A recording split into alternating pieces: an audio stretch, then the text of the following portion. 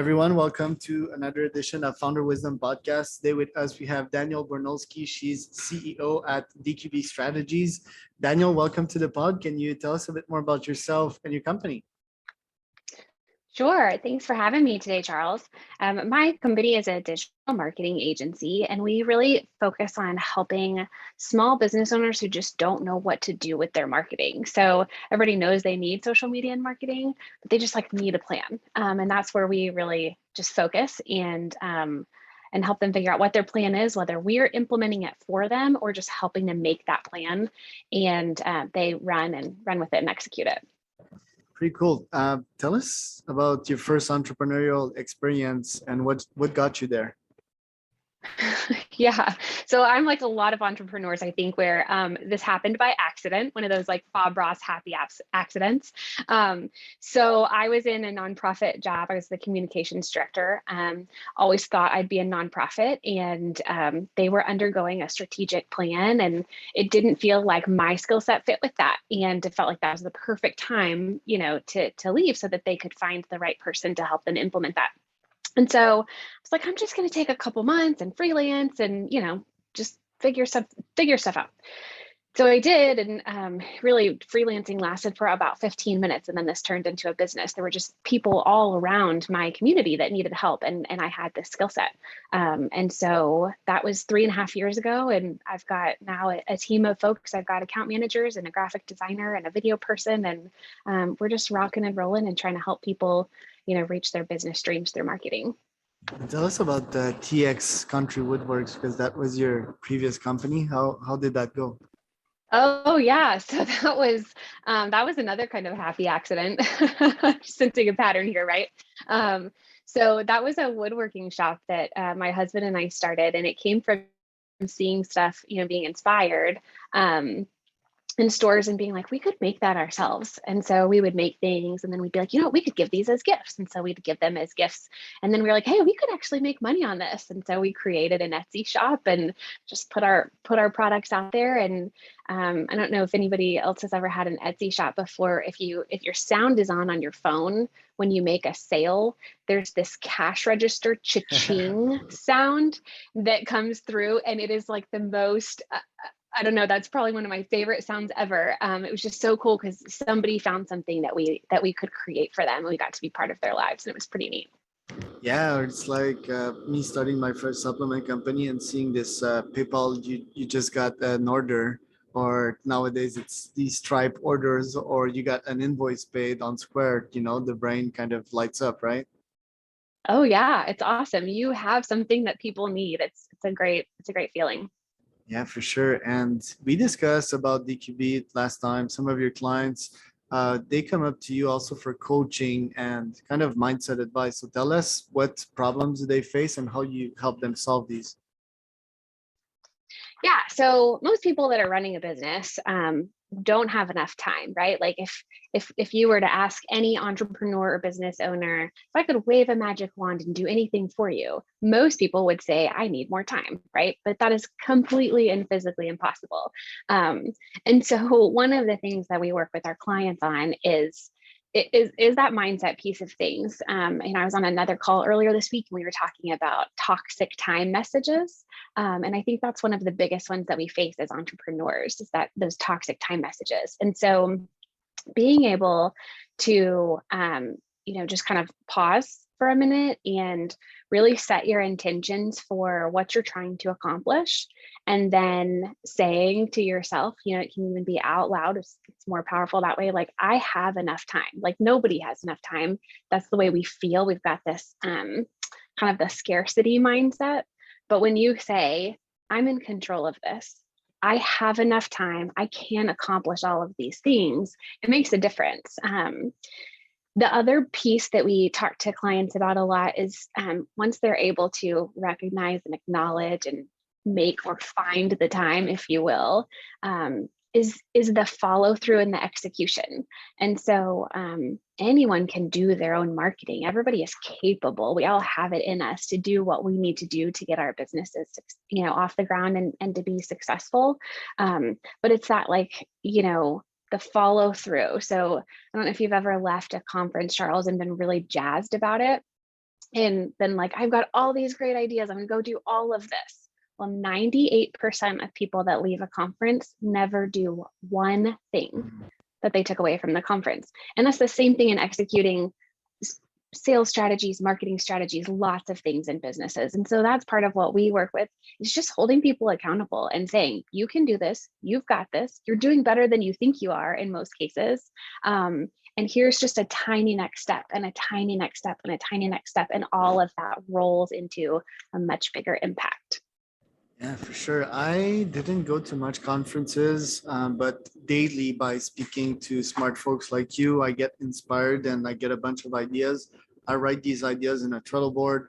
The problem with me is that my calendar is like fully booked every day, and I don't have enough kind of organization, structurization, classifying time. So I have like this 10-kilometer long Trello board with all Yeah. of these beautiful ideas. I implement probably like 20 to 30% of them just because they resurface. And then I'm like, okay, I'm going to do it. I'm going to deploy something, outsource something to my team.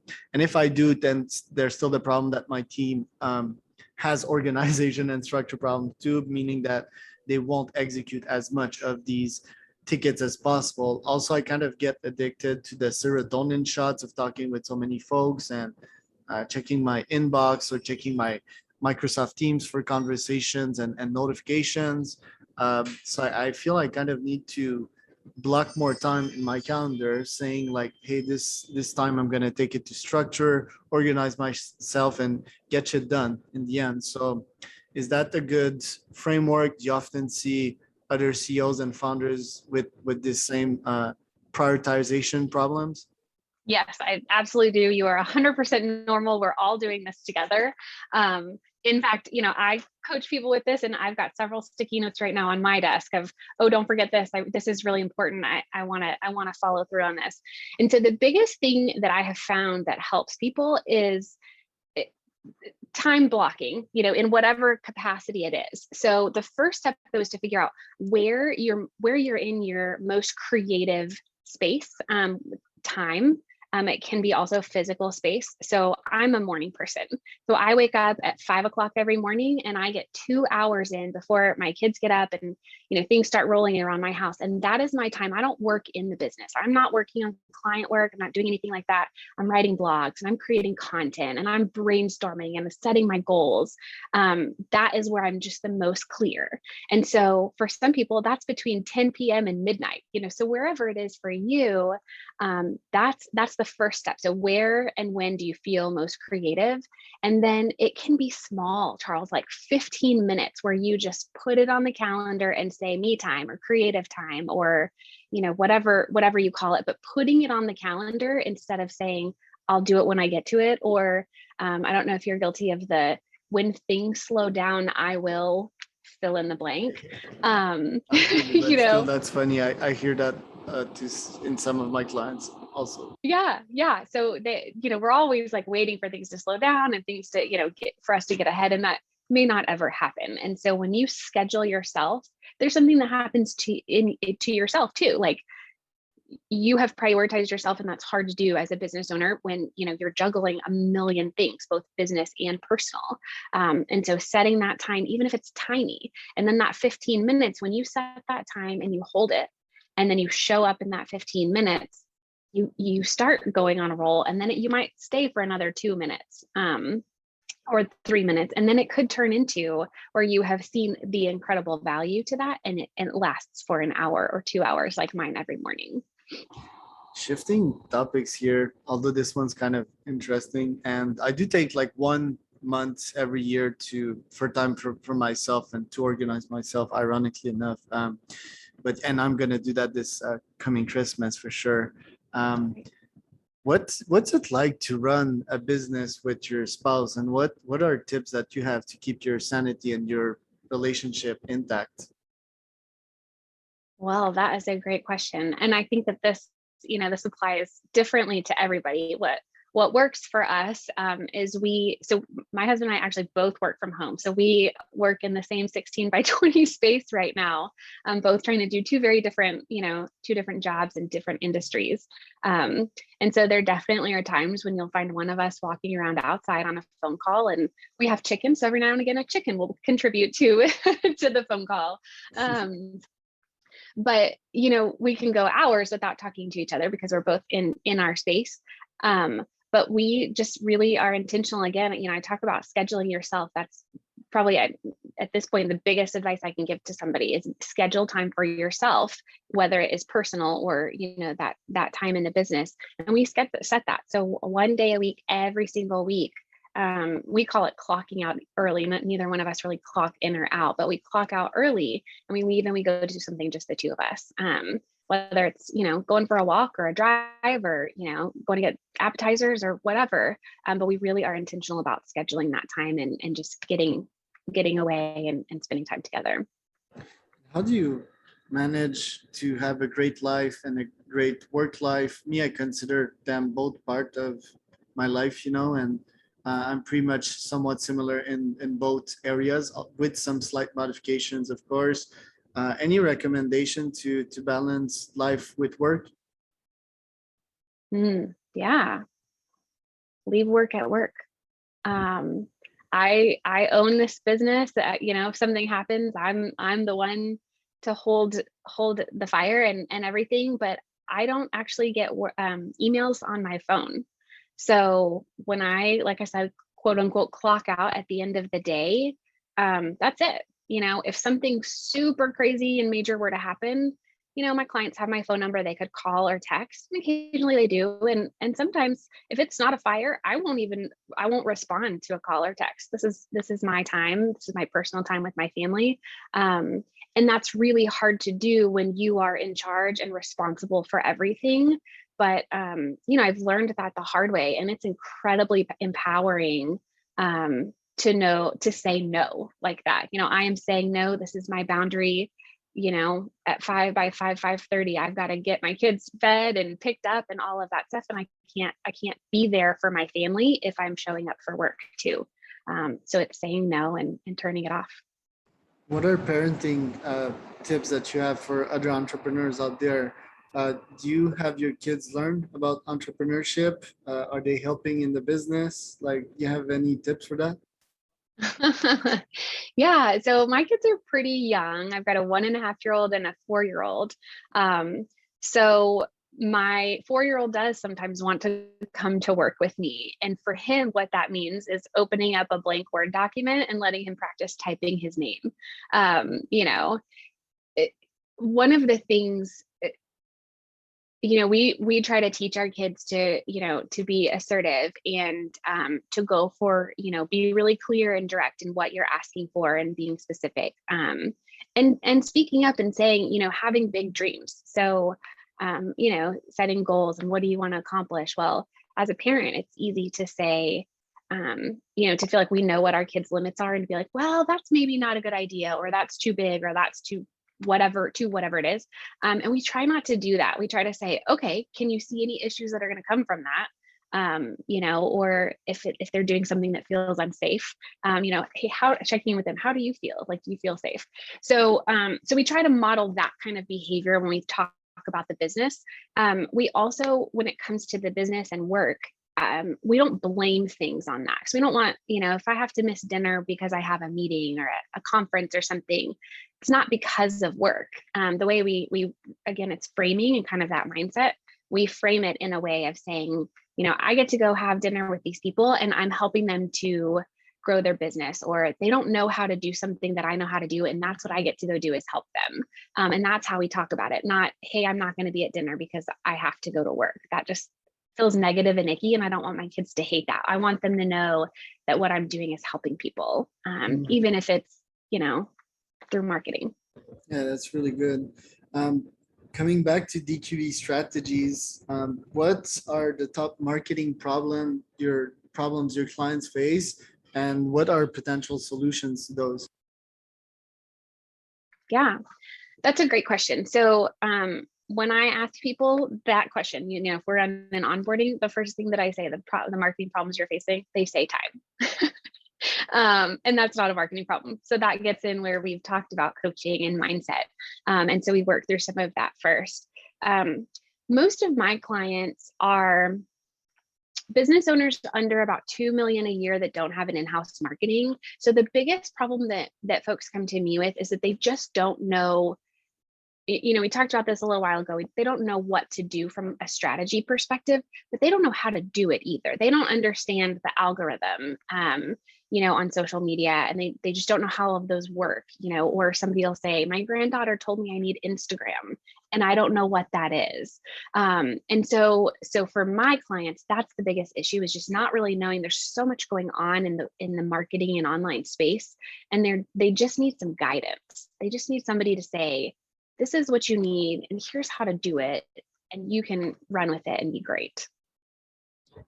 Yeah, it's like I guess I can relate to that. For example, my wife, she's on Instagram a lot, and I can definitely see her giving that advice to older folks that don't really know like why, like uh, do you also relate your marketing KPIs to direct sales in clients' business? Because I feel sometimes people just want to get likes, but what is the use to these likes if they cannot convert new clients? Do you have any direct client converting sort of strategies?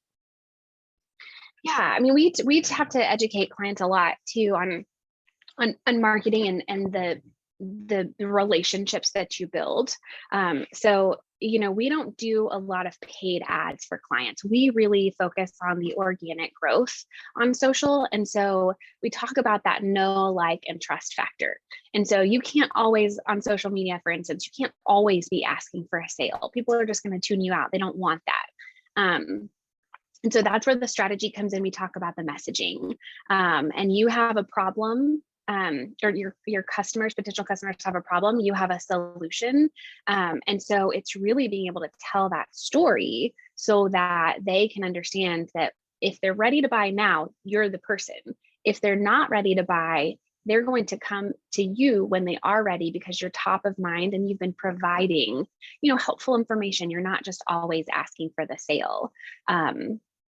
So we believe in, we look at it with a relationship building perspective and that kind of a lens too.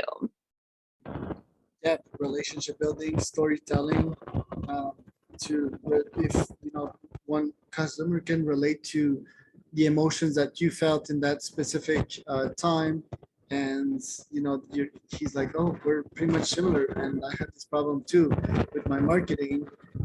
They will certainly want to get in touch with you, or at least connect with you, that's on LinkedIn, and find out more about what you can do for them. So that's really good advice. I know we're kind of out of time here, but any tips for founders out there that started their marketing agencies and are uncertain of if they should keep on going, or they're just struggling to get new clients? Any tips for them? That's a big question, Charles, for the very end when we're out of time. I guess if I had to boil it down super quickly, I would say take a deep breath and think about what it is that you want. And if you feel like your business isn't being successful, but you want it to be, then what can you do to make money? Sometimes we get stuck in the little things that need to be done, and those don't make money, right? Checking emails doesn't make you money. So what can you do to make money if that's how you're trying to get ahead? If you sit back and think and realize that you don't want to do it, then don't be afraid of whatever is connected to that, and say, you know what, tried it. Maybe I'll try it again another time, but Yeah, money focus super important, especially when you start, and granted that we live in a capitalist system and that you need money to pay rent or food and all of these things. So yeah, like the money focus is quite important. That's why I started my agencies back in days, picking up the phone, and making cold calls, and that worked. That tracked my first 10K clients, and I was kind of ecstatic to close that first client, although I understood that I needed probably half or more to pay my team. and all these other Yeah. expenses. So yeah, the money focus, the sales focus initially, and making sure that you have a product market fit with what you offer your client is essential. So very good advice. Where can people find out more about you, Daniel? So we're just dqbstrategies.com or at DQB on all the platforms. Right, so at DQB Strategies, right? Yep. So you can find us on our website, which is dqbstrategies.com, or on any social platform where we are at DQB Strategies.